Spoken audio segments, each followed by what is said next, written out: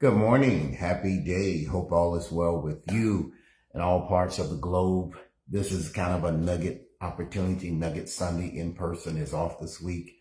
So we are greatly appreciated for those who like to chime in and get some nuggets. So we're going to get right to it. We know that this is a holiday weekend. So I want to give you some things as we get ready to enter into the month of September. I talked earlier this month about thoughts without plan.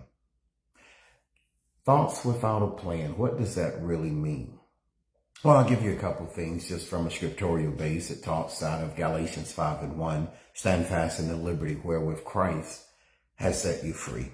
Now, many people celebrate many things, but how often do you celebrate being free? And I'm going to show you the various things that should be free and the various things that you and I still need to work on. It says, be not entangled again with the yoke of bondage. I read, I believe it was on Wednesday, a great quote from James Baldwin. I'd like to read it to you. First of all, I will say this. When you look at Galatians 5:1, it's not only talking about spiritual, but it's also talking about naturally. But then at the same time, it talks about walking in a different light, walking in a different perspective, with a different perspective in life. And one of the things you have to know is that you have three enemies. I believe the first one is the world. They want to destroy and control your ambition because they want you to be what they want you to be so they can achieve their goals. My question to you today, and the nugget, is self-discovery. Self-discovery. That is the key to the next move in your life. It isn't how much you jump. It isn't how much you run. It isn't how much you hear. It's not how much you have physically. But who are you? Self-discovery. Who are you? What were you intended to be? What is it? What is a part of your life or in your life or still within your box, your treasure box, I'll give it that word, that you haven't pulled out or you haven't discovered? So this morning, we're going to talk about self-discovery. Now, right off the bat, I want to share with you this concept that you may have heard but never really thought about. God believes in you. Now, let me share this with you. God believes in you every day. Whether the sun is shining, whether the moon is glowing, God believes in you every day, regardless of your circumstances. Regardless of the nightmares you've had, God believes in you. I'm going to say this again and thank all of those that are joining in. God believes in you. No matter what obstacle is in front of you, no matter what is going on right now, I want you to understand that you're missing one of the biggest components. You're looking for me. You're looking for the friend. You're looking for all those that are chiming in this morning. To my great friend, Bishop Jeff Akers. Good to know. Sorry I didn't get a chance to celebrate you for your birthday, but, dealing with personal issues, which you know which those are, but I love you. God believes in you. The problem is the people you're looking at don't really believe in you because they want from you. And many take it to the next level. Not only do they want, they're willing to take, they will poison, they will undermine you. And I'll give you the quote from the great James Baldwin. It says, it took many years of vomiting. And I think sometimes that's where we are and we don't want to accept it. And especially if we're vomiting in front of friends and family, it is so tough. James Baldwin says it this way: it took many years of vomiting up the filth that I've been taught about myself. Now, this is a release beyond the emotional aspect of sometimes what we do in church. I want you to look at it as a spiritual release. It took many years of vomiting. How many times have people planted seeds in your mind? They planted words in your ears, and out of our own mouths, we have talked negative about ourselves, our gifts, our talents, because we run into a wall. I want you to look at the month of September coming in as a wake-up month for you and who you are. So he says it this way: it took many years of vomiting up all the filth I've been taught about myself and have believed. See, if 50% of you is infected, the other 50% of you cannot produce. I want to say that again. If 50% of you are infected, the other 50% cannot produce. You have to be on the winning edge in order to start pursuing victory. You can't be 50-50. You already lost. You don't have enough. You need to get the positive things on your side. So this is why I said on yesterday, check your circle. There are some rats in your circle. There are some parasites in your circle. There are some broken people in your circle that's trying to break you, because God is saying, hey, look, listen, it's time for you to complete this assignment. It's time for you to start this assignment. Okay? It's time for you to show who you really are and be what I called you to be. I'm tired of you looking in the mirror. I'm tired of you hearing what people say about you. I'm tired of you doubting yourself. I give you grace and mercy and peace every day. You say it, but you don't believe it. Yes, I come to awaken you this morning or this afternoon, wherever you are in the globe. Self-discovery. So he says it this way: it took many years of vomiting up all the filth I've been taught about myself and have believed before I was able to walk on the earth as though I had a right to be here. Too many people have taken your rights away.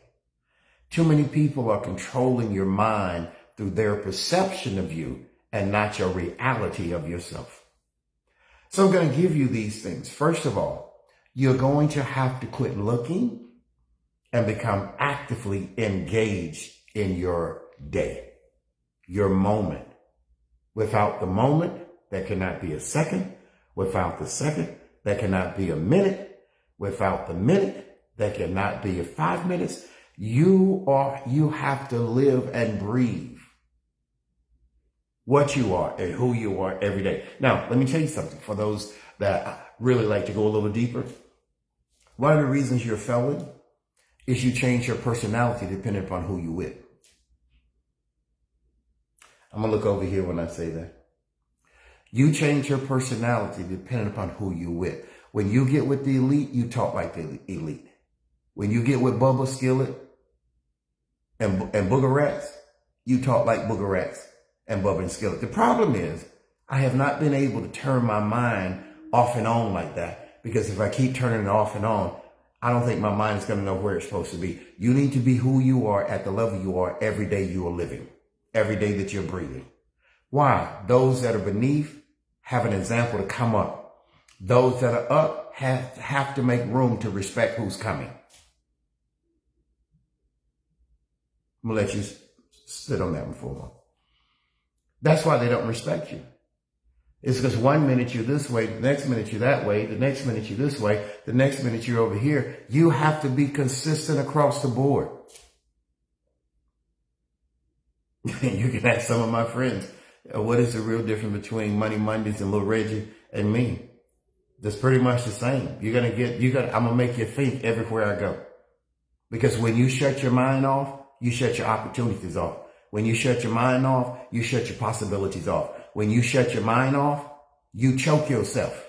You are poisoning your seeds because you're trying to fit in with everybody. And you can't fit in with everybody. You got to be powerful in who you are every day. It is not your fault they feel insecure. But it is your fault if you don't maximize that day. Because when you're at your best, God sends messengers and people your way so you can grow. When you're down there fooling with the Booger Rats and fooling with Skeeter, you losing time, man or woman. The problem don't fix itself. It has to take a solution. If your mind is not in active mode, then how are you going to come up with the solution? So this is why I go back to James Baldwin, and I'm going to give you these things because I know many of you are getting ready to put your sandals on and go to the beach and chill and all of that. God says, first of all, I believe in you.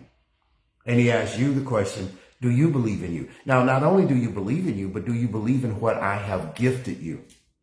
Because when you get back to heaven, it's not those people that held you up and lied to you and played games with you. God's going to say, well, I gave you 7 gifts. What did you do? How did you handle them? Oh, Lord. You know, Lord. Okay, you can figure out the result. Yes, I come to awaken you this morning. All right?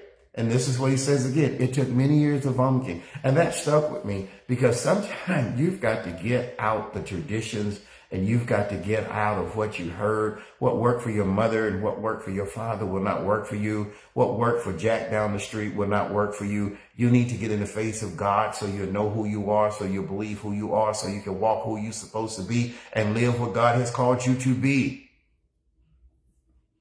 Check your circle. You're going to have to dismiss some people. Yes, Lord have mercy. And then you think you're naked. Well, I don't have anybody. And, God has said I need you to walk alone so I can strengthen. Whoa, Lord have mercy. I can strengthen your inner man. Because if I can strengthen your inner man, your outer man will walk in faith. But your inner man is anorexic because you have allowed people to control who you are based on what they see and what they think and no knowledge of what you are and who you are. And so what he says to me that really was powerful, the great James Baldwin, he says, before I was able to walk on this earth, you are created from the earth. So why are you backing down to another earthly vessel that has no power to give you the grace to breathe? And you're over here suffering physically, mentally, socially, economically. And they are here laughing. You know why? Because they've got you to imprison your gifts. That's why I say check your circle, because everybody in your circle is not a possibility to be in your circle. And let me tell you something. They haven't earned the right to be in your circle. They haven't earned the right to be in your circle. Ooh, Lord, they didn't earn the right. Oh, say follow peace. Say follow peace and just say invite every man in your circle. People need to qualify to be around you. Now let me explain that to you, because you're making me go a little longer than what I wanted to. Why do they need to qualify? Because if they can't bring anything to you successfully, then that's a parasite.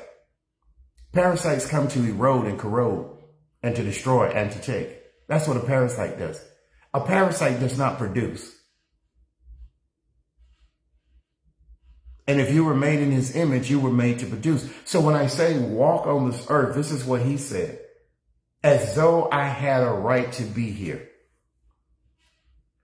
You are supposed to produce seeds and you are supposed to bloom. When the last time you bloomed? Or when the last time you praised everybody else? Oh, I help Pookie. Oh, I help Sheeta. I help Bob. I help Bill. And they're really doing good. Well, who helped you? And let me make it plain. You deserve more than the crumbs. You are somebody in God. This is why he said, stand fast in the liberty. Free yourself. Free yourself. Breathe. Stand fast in the liberty wherewith who? The anointing of God, Christ, the anointing of God has set you what? Free. Well, I ain't gonna do nothing, they gonna get upset. So, look at me. I'm missing my hair. Man, I'd have been upset. I'm 64. I've been upset, 34 years? I better get over that edge and go on. I asked some friends last night if I could get me, now this is little Reggie coming in, if I could get me a hair unit, and they almost choked. I said, what is it? How can everybody else get hair, but little Reggie can't get no hair? Can I get a toupee? Can I get a two-piece, please?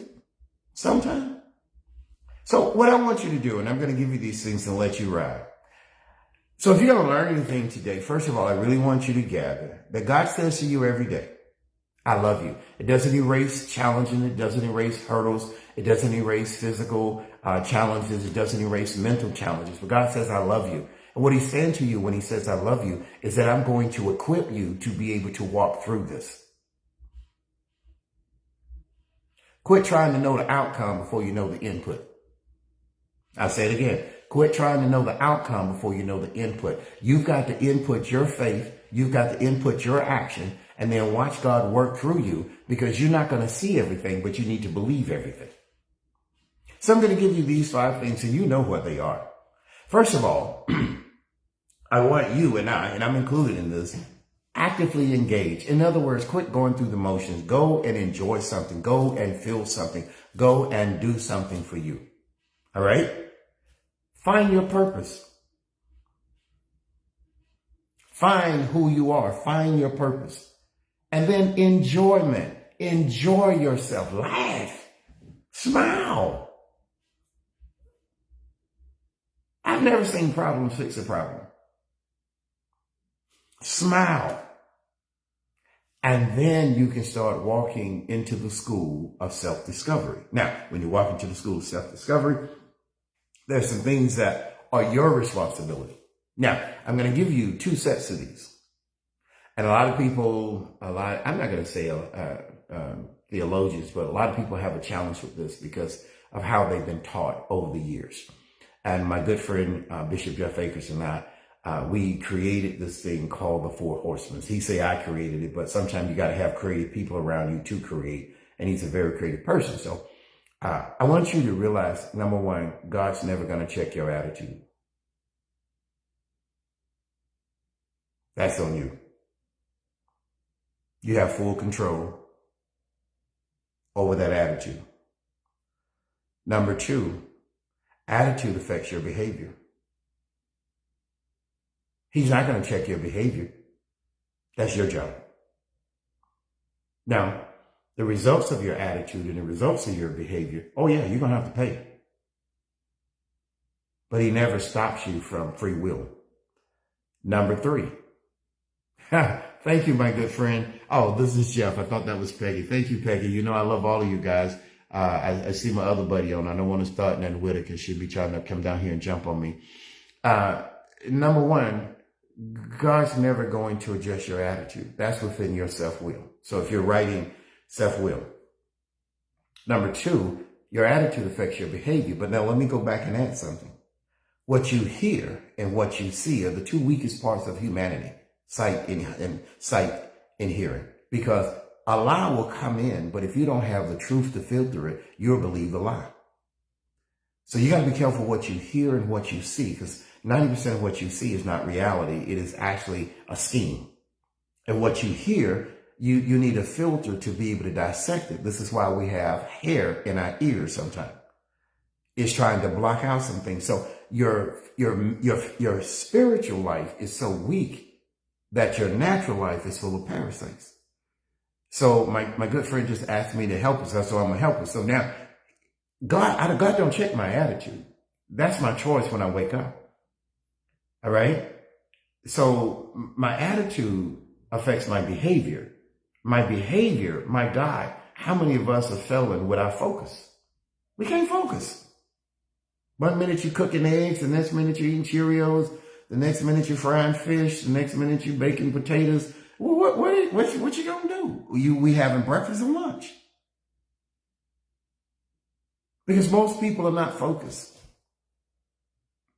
Not focused at all. Busy, not productive, and not focused. So your attitude, based on what you hear and see, will affect your behavior. Your behavior will affect your focus. What were you supposed to do this morning? Most people who got up this morning, it feels like, man, I ain't got nothing to do. We ain't got no touch, and what are you supposed to do? It's the last of the month and coming into the first of the month. What do you focus on? What are the goals? What did you accomplish in August? What do you need to bring from August to September? Are you focused?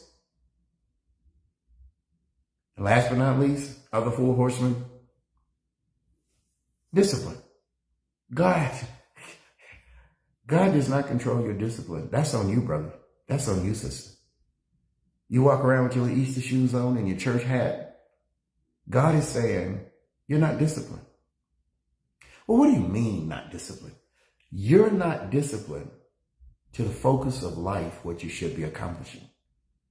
Because you're looking at the moment and not preparing for tomorrow. You're stuck on the day and not the future. I'm going to say this to you, and I may not say it correctly. Your today is comfortable, but your future is not. Today, you're comfortable, but your future is trying to come back and tell you that it's not comfortable. Because many of us are engaged in temporal things and not permanent things. So your future is nervous about your day when you're comfortable. Figure that one out. So here's the thing in self-discovery. Where are you mentally? Well, if your attitude is bad, that tells me a lot. Where are you socially? Are you socializing with booger rats? Are you socializing with people that can help you find an opportunity? An opportunity opens a door and you are prepared and positioned to go in. Woo! Let you write that one down a little bit. Okay? Where are you socially? Who are you connecting with? It isn't who I know that knows somebody. It's who knows me that knows somebody that can connect us. So now we have a positive energy. Number 3, where are you economically?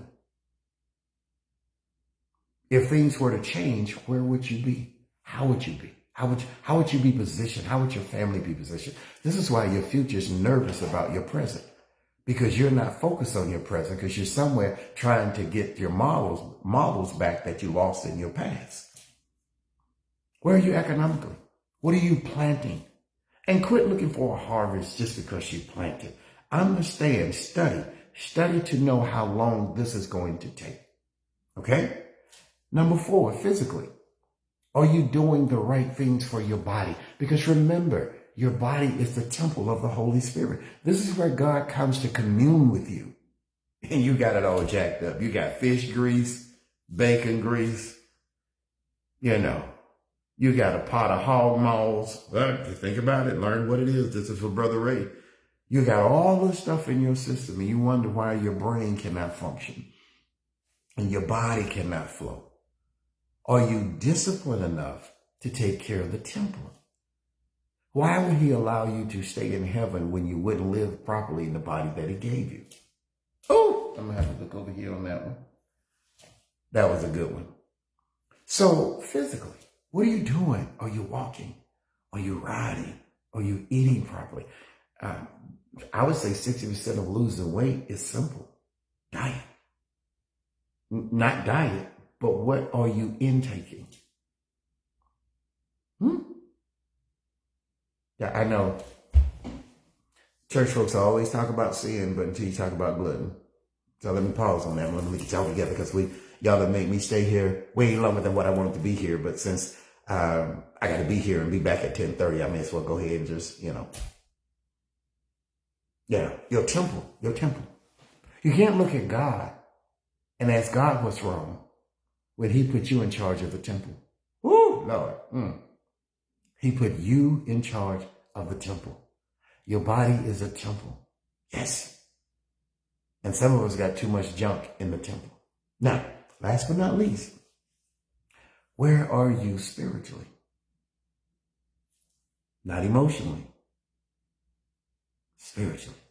Not churching. Spiritually.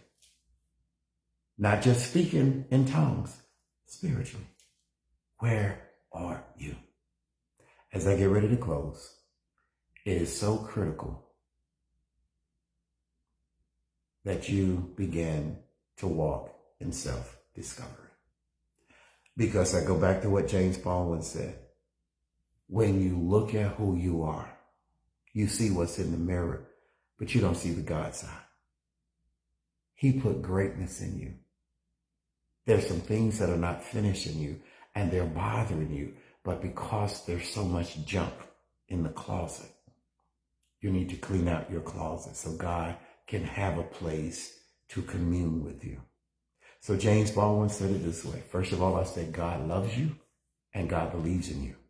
And he says it took many years of vomiting up all the filth that I've been taught about myself and half believed before I was able to walk on the earth as though I had a right to be here. You're important. As you get ready to open up in the month of September, it's about self-discovery. Who are you truly? It's not what you are, it's who you are. First, I'm a believer. And that is my key to unlocking the door. God bless you. I'll see those that'll be joining me at 10:30. We'll see you soon. Have a great day. Have a great holiday. Love you.